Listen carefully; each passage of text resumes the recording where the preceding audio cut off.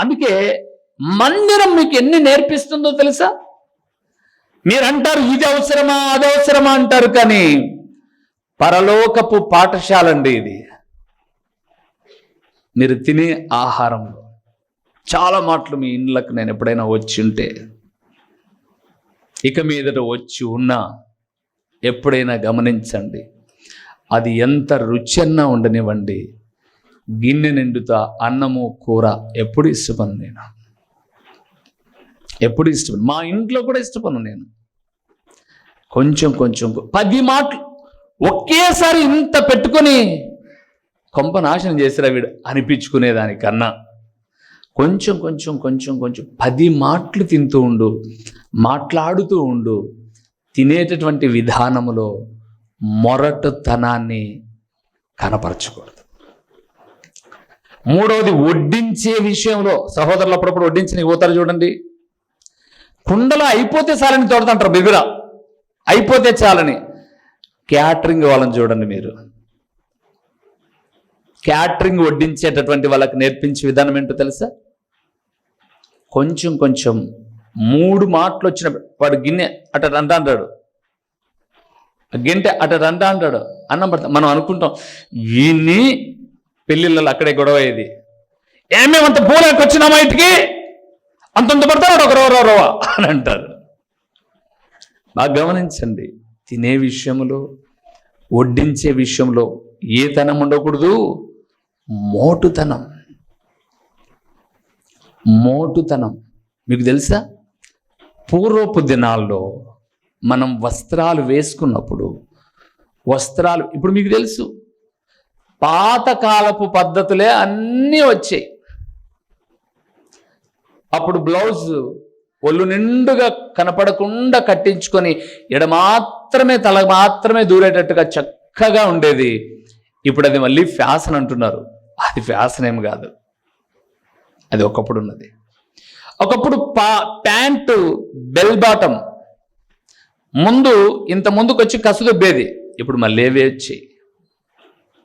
నేను అంటాను, మొరటవాడు వేసుకునే బట్టల విధానం చూడండి. మొరటోడు ఒకటి మడిచింటాడు, ఒకటి ఇడిచింటాడు, ఒకటి మడిచింటాడు, ఒకటి ఇడిచింటాడు. స్పీడు. ఈరోజు చాలా మంది సినిమా యాక్టర్లను చూసి ఫాలో అవుతున్నారు చూడండి. మొరటతనం అది. జ్ఞానము వల్ల మోటుతనము మార్చబడుతుంది. జ్ఞానం ఎలాగూ దొరుకుతుంది? యాకోబు రాసిన పత్రిక 1వ అధ్యాయం 5వ వచనాన్ని మనం చూస్తున్నప్పుడు, మీలో ఎవరికైనా జ్ఞానము కొదవగా ఉన్న ఎడల వాడు ఎవరిని అడగాలి? దేవుణ్ణి అడగండి, ఆయన ధారాళముగా ఇచ్చువాడు. దేవుని బిడ్డలారా, మనలో మోటుతనము మార్చబడాలి. చాలా మంది ఏమంటారంటే, మాకు చదువుకోలేదు లేను, అందుకే మేము అట్లన్నాం. చదువు అక్కర్లా. కొన్ని ఇండ్లకు మీరు వెళ్తే చదువేం అవసరంలా. మీకు ఒక చిన్న ఉదాహరణ చెప్పమంటానా? చదువు లేకపోయినా దైవ జ్ఞానముతో ఇంటిని అందంగా మలుచుకోవచ్చు. అందంగా, అద్భుతకరంగా. మీరు బాగా చదివింటారు, సింకు నిండుత పాత్రలు ఉంటాయి, కిచెన్ నిండుత గలీజ్ ఉంటుంది, మీ ఒళ్ళు మాత్రం శుభ్రంగా తయారుపడేసి వస్తారు. ఇండ్లు మాత్రం మున్సిపాలిటీ దిబ్బన్నట్టుంటుంది. దీనికి చదువు అవసరమా? అక్కర్లా. ఆ రోజు పెద్దలు అనేవారట, ఇల్లు చూసిన తర్వాత ఎవరిని చూడాలన్నారంట? తర్వాత చూడాలట ఆమెను, ముందు అవసరంలా. ఎందుకంటే ఆ ఇల్లు శుభ్రత, ఆ ఇల్లు యొక్క క్రమం ఆ ఇల్లాలను చూపిస్తుంది. అందుకే ఇక్కడ అన్నాడు, దైవ జ్ఞానము వారి ముఖాలకు తేజస్సు. మన ముఖం యొక్క అందము పూసుకునే లవ్లీల ద్వారా రాదు. దేవుని వాక్యము మనలో ఉంటే ముఖము వెలుగుతుందండి. ఓకే, మోటోలను ఒకరినిద్దరిని చూద్దాం. సమూయేలు మొదటి గ్రంథం 25వ అధ్యాయము 3వ వచనాన్ని చూద్దామా? సమూయేలు మొదటి గ్రంథము 245వ పేజీలో 25వ అధ్యాయము 3వ వచనము. అతని పేరు నాబాలు. అతని పేరు నాబాలు, అతని భార్య పేరు అబీగయేలు. ఈ స్త్రీ సుబుద్ధి గలదై రూపసి అయి ఉండెను. అయితే చర్యలను బట్టి చూడగా నాబాలు మోటువాడును. నాబాలు ఎలాంటి వాడట? మొర్రటోడు. 25 వచనం చూడండి. అది 25 అధ్యాయం సమూయేలు మొదటి గ్రంథం 25 అధ్యాయం 25 వచనము. నా ఏలినవాడా దుష్టుడైన నాబాలును లక్ష్య పెట్టవద్దు. అతని పేరు అతని గుణమును సూచించుచున్నది. అతని పేరు నాబాలు. మోటుతనము అతని గుణం. కొంతమంది దగ్గర డబ్బులు చాలా ఉంటాయి, కానీ మొరటతనం. కానీ మేము చూసాం ప్రియులారా, అనేక ప్రదేశాలకు సువార్త నిమిత్తమై వెళ్ళినప్పుడు వారి ఇల్లు, వారి క్రమము, వారి విధి విధానం ఇవన్నీ చూసినప్పుడు ఈమె ఏమి ఆఫీసరో అనుకున్నాం. తర్వాత వాళ్ళు చెప్పింది, అస్సలు ఏం చదువుకోలేదన్న మా భార్య, ఎంత చక్కగా ఇల్లు, ఎలాగా దైవికమైన క్రమం, సర్దుకునే విధానం నేర్చుకుందన్న. ఎక్కడైనా ప్రార్థనకు వస్తుందన్నా ఆ ఇంట్లో చూస్తుంది, ఓ శుభ్రం పెట్టుకోవాలి. అలాగా ప్రార్థనకు వెళ్తూ నా ఇంటిని, నా కుటుంబాన్ని ఒక అద్భుతకరంగా మలుస్తుందన్న నా భార్య. ఒకప్పుడు నేను ఉద్యోగస్తునైనా, 90,000 జీతమైనా ఎలాగ సంపాదన నిలబెట్టుకోవాలో తెలిసేది కాదు నాకు.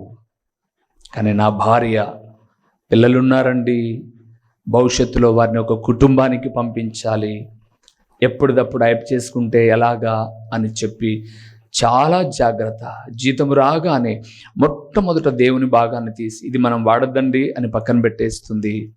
మిగతావి ఇలాగ చేద్దాం, దీన్ని జాగ్రత్తగా పిల్లలకు భద్రపరుస్తామండి. ఈ రోజుకి ఇంత వాక్యం వింటున్నా భవిష్యత్తును గురించి, పిల్లలను గురించి, వారి వివాహాల గురించి, వారి కుటుంబాల గురించి చింత లేని మోటుతనము కలిగిన వాళ్ళు చాలామంది ఉన్నారు. నాబాలు మోటోడు ఏంటో తెలుసా? మీరు అధ్యాయం అంతా చూస్తే 36వ వచనంలో రాయబడింది, అబీగయేలు తిరిగి నాబాలు వద్దకు రాగా రాజులు విందు చేసినట్టు అతడు ఇంటిలో విందు చేసి త్రాగుచు బహు సంతోషించుచు మత్తుగా ఉండెను. తెల్లవారు వరకు ఆమె అతనితో కొద్ది గొప్ప మరి ఏమీ చెప్పకుండెను. ఉదయమున మత్తు తగ్గినప్పుడు చెబితే బిగుసుకుపోయి చచ్చెను. మొరటాలకు ముందు చూపు ఉండదు. కానీ దైవ జ్ఞానము చేత నింపబడిన మొరటవారైనా సరే మారి రాబోయే దినాల కొరకు జాగ్రత్త పరచబడతారు. అందుకే దేవుని మందిరానికి వస్తే ఏం మారాలి? చెప్పండి, ఏం మారాలి? మొరటుతనం మారాలి. ఏం పిల్లలు, ఇప్పుడు మీరు స్కూళ్ళలోకి వెళ్ళిన తర్వాత మీరు ఎవరిని అమ్మే అనొద్దు, అనే వాళ్ళకు దూరం చేసుకోవద్దు. సున్నితంగా చెబుతూ ఉంటే ఒక 6 నెలలు, సంవత్సరం తర్వాత అయినా మిమ్మల్ని చాలా రెస్పెక్ట్గా పిలుస్తారు. ఈ 6-9 నెలల్లో మిమ్మల్ని అబ్జర్వ్ చేసేటప్పుడు మీరు కూడా వాళ్ళని మే అని అనకూడదు. మీ గౌరవాన్ని పెంచుతుంది. మరలా జ్ఞాపకం చేస్తున్నాను. నిన్నటిదిన మా పిల్లలకి అదే చెప్పాను. నేను మైన్స్లో 3 సంవత్సరాలు పనిచేశాను సూపర్వైజర్గా. నా ముందు నాకన్నా వయసులో పెద్దోళ్ళు, చాలా పెద్దోళ్ళు, గంగాధర్ అన్న అనే ఒక అన్న, విజయన్ అనే ఒక అన్న, ఇంకా కొంతమంది మీతో మైన్స్లో పనిచేశారు. వాసు వాళ్ళు ఇప్పుడు కూడా పనిచేస్తున్నారు యురేనియంలో. వాళ్ళని అడిగి చూడండి, ఏ రోజు కూడా డ్యూటీలో హాజరు వేసినప్పుడు కానీ, డ్యూటీలో ఉన్నప్పుడు కానీ, రే గంగాధర్ ఎన్ని మూట్లు అయ్యాయిరా అని అడిగేవాడు మధు సారు, ప్రకాష్ రెడ్డి. తర్వాత షిఫ్ట్లో నేను కూడా ఉండేవాడిని డ్యూటీలో. ఎప్పుడు కూడా ఎమ్మా రూబేన్ ఎన్నే మీరు అడిగి చూడండి, ఏ రోజు కూడా నేను పని చేసే చోట ఓర్రా అని అనిపించుకోరా. రెండవదిగా నేను ఆటో తోలేను, ఇప్పటికీ నాతో పాటు తోలే వాళ్ళు ఉన్నారు. మీరు అడిగి చూడండి, ఎవ్వరు కూడా నన్ను ఈ రోజు వరకు కూడా తోలేటప్పుడు కూడా గొడవలు చేసిన సందర్భాలు ఉన్నాయి, కొట్టి దాంకొని వాడిని చంపాలని పల్లెల వాళ్ళు తిరిగిన సందర్భాలు ఉన్నాయి. అలాంటి రౌడీసంగా తిరిగినాను, కానీ ఒర్రే అనిపించుకోవాలా. ఎందుకు చెప్తున్నాను తెలుసా? నేను అనలేదు కాబట్టి. నాతో పాటు ఉన్న వాళ్ళతో నేను ఎప్పుడు రే రారా కూర్చుందాం మాట్లాడదాం అలాగనేవాడిని కాదు. చిన్నోన్నైనా అన్నా లేదా పేరుతో పిలవడం. మోటుతనం దైవ జ్ఞానాన్ని దూరం చేస్తుంది. మళ్ళా చెప్తున్నాను, మీ కుటుంబాల్లో మీ అత్త మీ అమ్మ మమ్మీ అంటే కొట్టడు కాకండి. వాళ్ళకు ప్రేమతో అఫెక్షన్ ఉంది. లోకస్తులతో అంటున్నాను. సరేనా? రెండో విషయానికి వెళ్దాం. ఏం మార్చుకోవాలో చూద్దామా? సమూయేలు మొదటి గ్రంథం 21వ అధ్యాయము 13వ వచనాన్ని చూద్దాం. 13వ వచనాన్ని చూద్దాం. కాబట్టి దావీదు వారి ఎదుట తన చర్య మార్చుకొని వెర్రివాని వలె నటించుచు ద్వారపు తలుపుల మీద గీతలు గీచు ఉమ్మి తన గడ్డము మీదికి కారణించుచు నుండెను. వారతని పట్టుకొని పోగా అతని పిచ్చి చేష్టలు చేయుచు. రెండవది, మన ప్రవర్తన మార్చుకోవాలి. చర్యలు అని రాయబడింది అక్కడ. దేవుని మందిరానికి వస్తే ఏం మార్చుకోవాలి? మొరటుతనం.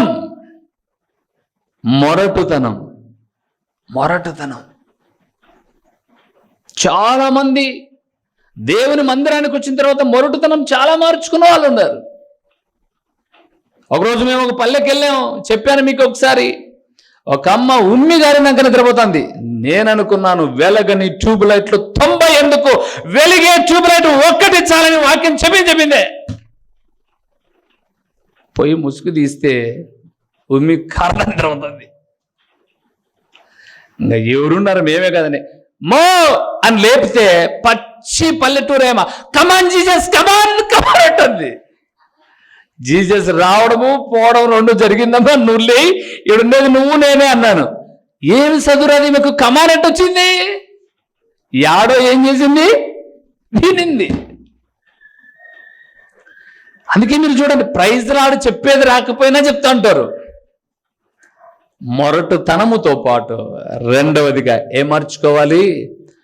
ప్రవర్తన మార్చుకోవాలి. చర్యలు మార్చుకోవాలి. చర్యలు అంటే పర్యాయ పదాలు చెప్తున్నాడు. నడవడి, ప్రవర్తన, అది మార్చుకోవాలి. దావీదు గొల్లియాతు మీదకి వెళ్ళాడు, కత్తి తీసుకున్నా. సౌలు యొక్క ఆభరణాలన్నీ తొడిగాడు. పోయిన యుద్ధానికి అన్నాడు, వద్దయ్యా నాకు వాడుకలేవి నాకు అని అన్నాడు. వచ్చాడు, ఒక చిన్న కర్ర పట్టుకున్నాడు, ఈ చేతిలో వరస పట్టుకున్నాడు. అక్కడ గొల్లియాతు తన ఖడ్గాని కూడా పక్కనోడు మోసుకొని వస్తున్నాడు. రే ఏంట్రా అలాగొస్తున్నావు, నేనేమన్నా కుక్క పిల్లనా అని అన్నాడు. దావీదేమన్నాడు?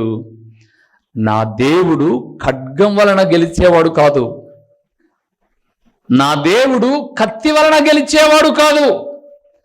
నా దేవుని పేరట నేను వస్తున్నా, ఆయన నిన్ను నా చేతికి అప్పగిస్తాడు అని వడిసెలు విసిరాడు. రాయి తగిలింది, బోర్ల పడ్డాడు. వాని కత్తితోనే వాని గొంతు కోసాడు. గొల్లియాతును చంపేటప్పుడు కత్తి చేత కాదురా అని అన్నాడు. నీ కత్తి గిత్తి జాంతానే పక్కన పెట్టే, నా దేవుడు గొప్పోడు అన్నాడు. ఇప్పుడు సౌలు తరుముతూ ఉంటే పారిపోతూ వెళ్తున్నప్పుడు ఆకీషు రాజు దగ్గరికి రాక ముందుగా అక్కడున్నటువంటి పాస్టర్ గారితో మాట్లాడుతున్నాడు. అయ్యా నేను యుద్ధానికి వెళ్ళాలి, సౌలు పొమ్మని చెప్పాడు, మర్చిపోయి వచ్చాను, నీ దగ్గర ఏమైనా ఖడ్గం ఉందా అంటే, ఏం లేదయ్యా నా దగ్గర, అలనాడు నువ్వు ఎలా లోయలో చంపిన కత్తి ఉంది చూడు, అది నేను దాచిపెట్టాను ఏఫోదు వెనకల అంటే అంటాడు.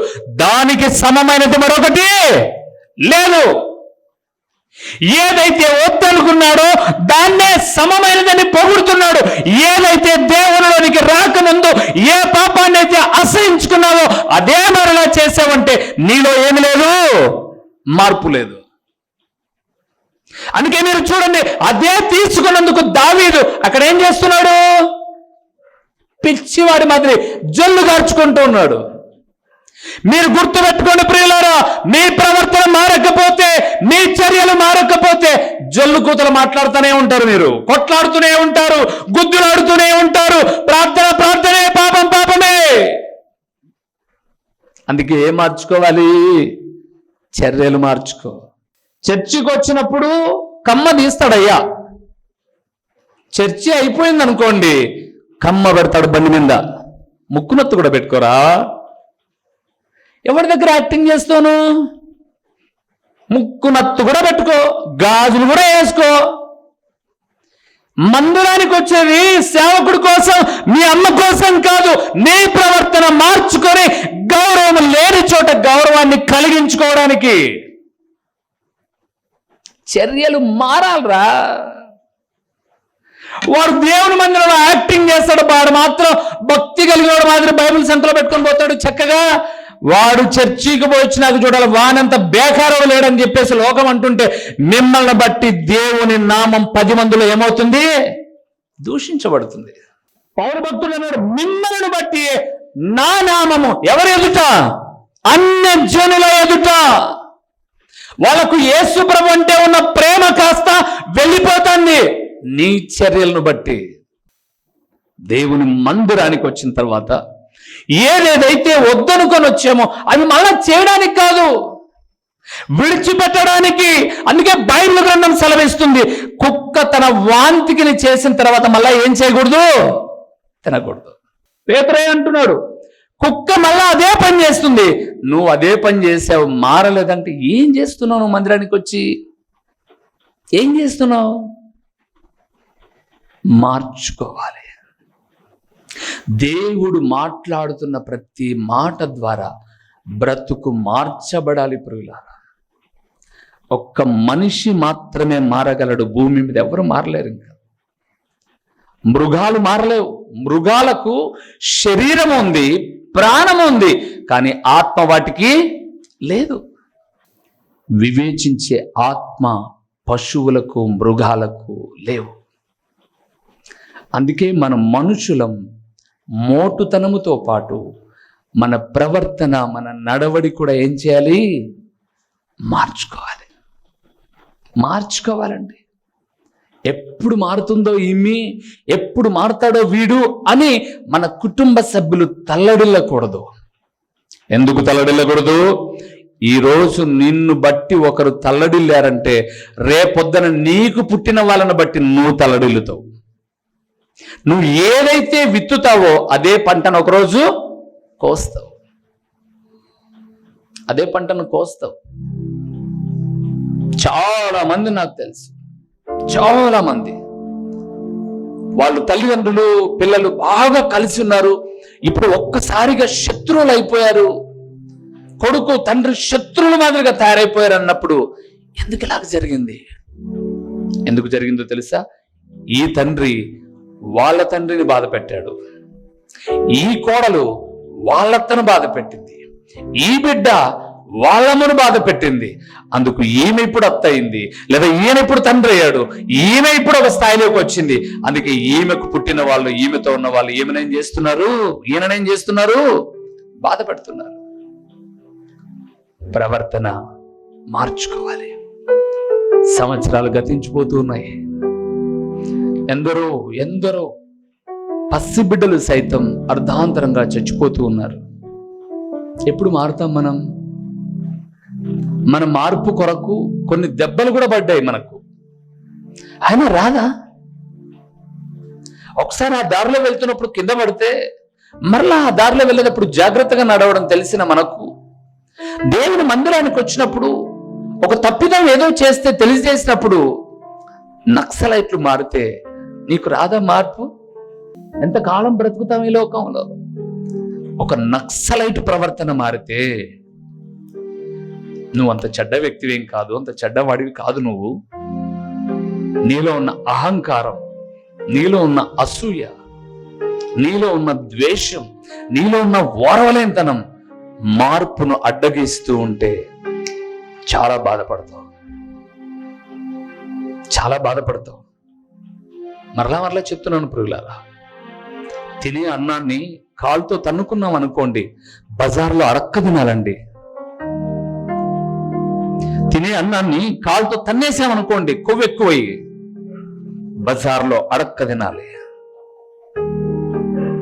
అదే అపురూపంగా తింటే రాబోయే దినాల్లో ఒకవేళ ఇది రుచిగా లేకపోయినా రుచి కలిగింది కూడా ఇస్తాడు దేవుడు. మీ చెంతకు, మీ చేరువకు ప్రవర్తనలు మార్చుకొనుటకు, విధి విధానాలు మార్చుకొనుటకు విలువైన మాటలు ప్రకటించబడుతున్నప్పుడు మార్చుకోనండి. సరే, నన్ను ప్రశ్నించండి. నువ్వు మారావన్నా? నీ ప్రవర్తన మారిందా? నీలో ఈ రహస్యమైన జీవితం, ఈ పాప జీవితం ఉందని రండి, మా ఇంటికి వచ్చి చెప్పండి. మార్చుకోవాల్సింది ఏదైనా ఉంటే మార్చుకుంటాను నేను కూడా. మార్పు చెందుదాం. ఇంకా మారవలసినవి చాలా ఉన్నాయి, అవి కూడా చెప్తాను మీకు తర్వాత. లేచి నిలబడదాం, ప్రార్థన చేసుకుందాం. ఒకసారి మనల్ని మనం పరీక్షించుకుందాం. దేవుడు మనల్ని ఈ క్షణం వరకు కాపాడాడు. చూడండి, మన కళ్ళ ముందు ఈ లోకాన్ని ముగించిన వాళ్ళు చాలా మంచి వాళ్ళండి. అందగాళ్ళు చనిపోయారు, అందగత్తెలు చనిపోయారు. లోకంలో ఏది చూడని పసి హృదయాలు రాలిపోయాయండి. పసి బిడ్డలు అగ్నికి ఆహుతి అయిపోయారు. ప్రియులారా, కాలుతున్నప్పుడు ఎంత వేదన చెందింటారు చూడండి వాళ్ళు. మూత మీద పెనం తీసేటప్పుడు కాల్తేనే 10 నిమిషాలు తలడిల్లుతామే. పసిబిడ్డలు అగ్నికి ఆహుతి అయిపోతుంటే అమ్మా అమ్మా అమ్మా అని ఎన్ని పర్యాయాలు కేకలు వేసింటారు. ఆ అగ్ని గంధకాలు తప్పించుకోవడానికి ఈ సేవకుడు ఈ మాట చెప్తున్నాడు తప్ప నీ మీద ద్వేషం అయితే లేదు, నీ మీద ఏ చెడ్డ ఉద్దేశము లేదు. ఎవరినో చూసినప్పుడు అయ్యో అంటాం, కానీ మనము అయ్యో అనే పరిస్థితిలోనికి రాకోకుండా ఉండాలి అంటే మోటుదనం మారాలి, చర్యలు మారాలి. దావీదు ఏది వద్దనుకున్నాడో అది కావాలనుకున్నందుకు ఎంత బలవంతుడండి. అంతమంది ఎదుట పిచ్చివాడి మాదిరిగా చేష్టలు చేస్తుంటే ఆకీష్ రాజు అంటాడు, ఈ పిచ్చివాడు ఆ గొల్యాతును చంపింది, బయటికి వెళ్ళగొట్టండి రా వీణ్ణి. ఈ పిచ్చివాడ దేవుని నమ్మింది, ఎందుకురా ఇన్ని రోజులు మారని వీరి జీవితం, వెళ్ళగొట్టువేని అని దేవుడు తోసివేస్తే ఎక్కడ నిలబడతాం? ఎక్కడ ఉంటాం? ఇది మిక్కిలి అనుకూల సమయం. నూతన సంవత్సరాలు వచ్చినాక మారదాం, ఇంకో సంవత్సరం మారదాం, ఇంకో సంవత్సరం మారదాం. ఎవడు చెప్పాడు ఇంకో సంవత్సరం నువ్వు బతుకుంటావో లేదో? బైబిల్ గ్రంథం సెలవిస్తుంది.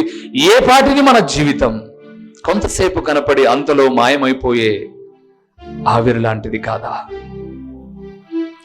ఇప్పుడే ఆయన పాదాలు పట్టుకుని శరణు వేడగలిగితే నమ్మదగిన దేవుడు, నమ్మదగిన దేవుడు. పోను అన్నాడు పెద్ద కుమారుడు, పోయి పని చేస్తున్నాడు. అయ్యా పోదును అన్నాడు, నటించాడు, కానీ పొలంలో లేడు. నువ్వు నటిస్తే పరలోక పొలములో ఉండవు సోదరి సోదరుడా. నటించు. మాకు ప్రార్థన చేసుకుందాం. మా మంచి కాపరివైన మా పరలోకపు తండ్రి, పరిశుద్ధుడైన దేవా, మీ ఘననామమునకు స్తోత్రములు నాయనా. మారు మనస్సు అక్కరలేని 99 మంది కంటే మారు మనస్సు కలిగిన ఒక్క పాపి కొరకై ప్రయాసపడే దేవుడు. ఎన్నో నీ మాటలు విన్నారు నీ బిడ్డలు. వారి అంతరంగాలలో అసూయ కానీ, ద్వేషము కానీ, ఈర్ష్య కానీ, ఓర్వలేని తనము కానీ, నాయన నోటి దుడుసు కానీ, మోటు తనము కానీ మారని వ్యక్తులుగా ఉన్న వ్యక్తితో మరొక్కసారి మీరు మాట్లాడారు. ఈ మాటలు విని అలాగే బ్రతికితే పిలాతు వలె నేను నా చేతులు కడుగుకొని తండ్రి ఇంక ఏమి చేయలేని పరిస్థితి. నేడు అనబడి సమయం ఉండగానే, ప్రాణాత్మ దేహములలో జీవం ఉండగానే మార్పు చెంది, పరివర్తన చెంది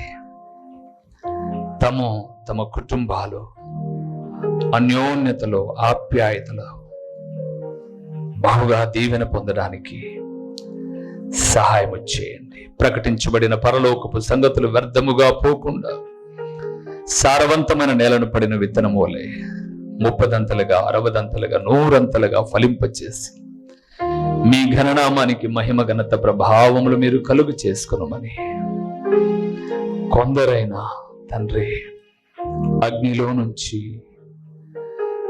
బయటికి రావడానికి మీరు చేయి అందించి బయటికి లాగి మహిమ పొందుమని యేసు నామంలో అడిగి పొంది ఉన్నాము తండ్రి, ఆమేన్. ప్రభువు ఘనమైన నామమునకు మహిమ కలుగునుగాక. మన ప్రభువును రక్షకుడునునైన యేసుక్రీస్తుల వారి యొక్క ప్రశస్తమైన నామంలో ఆత్మీయులు, వాక్య వీక్షకులు, మా ప్రియులైన మీ అందరికీ 2026వ సంవత్సరపు నూతన సంవత్సరపు శుభాభివందనములు మీకు తెలియచేయచ్చు ఉన్నాను. వందనములండి. దేవుని మహాకృపను బట్టి ఈ సంవత్సరం ప్రభు మాట్లాడుతూ ఉన్నాడు.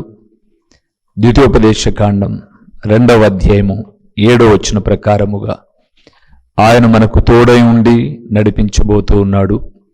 ఏమీయు తక్కువ కాదు. అయితే మీరు చేయాల్సినదల్లా 3వ యోహాను పత్రిక 1వ వచనంలో చెప్పబడిన రీతిగా, ప్రియుడా నీ ఆత్మ వర్ధిల్లుచున్న ప్రకారం నీవు అన్ని విషయములలో వర్ధిల్లుచు సుఖముగా సౌఖ్యముగా ఉండాలని నేను కోరుకుంటున్నాను అన్న రీతిగా, దేవుని ప్రియబిడ్డలారా, వాక్యానుసారముగా మీరుండండి. దేవుడు దీవిస్తాడు. ఇదేనా సేవకుడు ఒక 6 నెలలు ఈ టీవీ పరిచర్య ద్వారా కొందరికైనా దేవుని సత్యవాక్యాన్ని ప్రకటిద్దాం అని ఆశపడినప్పుడు దేవుడు ఆశ కలిగిన ప్రాణాన్ని తృప్తిపరిచి ఎందరో పిల్లలను ఆయన లేవనెత్తి సహకారులుగా 6 నెలలు అనుకున్న ఈ పరిచర్య 6 సంవత్సరాలు నిరంతరంగా కొనసాగడానికి ప్రభు సహాయం చేశాడు. ఎంత మంచివారండి వాక్య వీక్షకులైన మీరు. ఏ రోజు కూడా గూగుల్ పే కానీ, ఫోన్పే కానీ, లేదా QR కోడ్ కానీ, అకౌంట్ నెంబర్ కానీ ఇలాంటివి ఎప్పుడూ మెన్షన్ చేయకపోయినా పరిచర్య భారభరితమైనది అని గ్రహించి నన్ను ప్రేమించే తల్లులు, తండ్రులు, నా ప్రియ సహోదరి సహోదరులు భారభరితమైన ఈ పరిచర్యలో మీ గుప్పిలిని విప్పుతూ వచ్చారు. చిన్న చిన్న అర్పణలు మీకు భారం కాదు, కానీ మాకు పరిచర్యలో మాత్రం మా భారము తేలిక చేయడానికి ఉపయోగపడుతూ వచ్చాయి. ప్రియులారా, ఈ సంవత్సరం కూడా సువార్త ప్రకటనలో మా వంతుగా మేము ప్రయాసపడతాం. వాక్య ప్రకటన కొరకు మీ వంతుగా మీ ప్రార్థనా సహకారం అందిస్తూ మీ ప్రార్థనా విషయాలు కూడా మాకు తెలియచేయండి. ఎప్పటికప్పుడు మీ కొరకు ప్రార్థిస్తూ నిండు మనస్సుతో దేవుని వాక్యాన్ని ప్రకటిస్తూ మేము ముందుకు వెళ్తాం. మరొకసారి నన్ను ప్రేమిస్తూ దేవుని వాక్యాన్ని ఎంతగానో అభిమానిస్తున్నా దేవుని ప్రియబిడ్డలైన మీ అందరికీ కూడా ఈ సంవత్సరం దీవెనకరంగా, ఆశీర్వాదకరంగా ఉండాలని నిండు మనస్సుతో కోరుకుంటూ మీ కొరకు ఎల్లప్పుడూ ప్రార్థించే వాక్య సేవకులు, దైవజనులు ఓ రూబేన్ గారు. శుభవందనములు మీ అందరికీ. మా చిరునామా దైవజనులు బ్రదర్ ఓ రూబేన్ గారు, క్రీస్తు ప్రార్థనా మందిరం, డోర్ నెంబర్ 1-10-386, నగరిగుట్ట, పులివెందుల, కడప జిల్లా. మీ ప్రార్థనా అవసరాల కొరకై సెల్ నంబర్ 9989067409.